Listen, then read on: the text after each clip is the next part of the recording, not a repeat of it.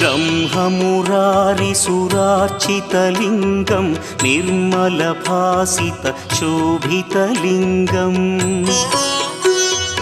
जन्मजदुःखविनाशकलिङ्गं तत्प्रणमामि सदा शिवलिङ्गम्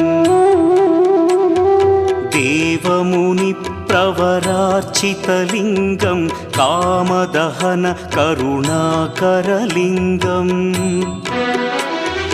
रावणदर्पविनाशकलिङ्गं तत्प्रणमामि सदा शिवलिङ्गम्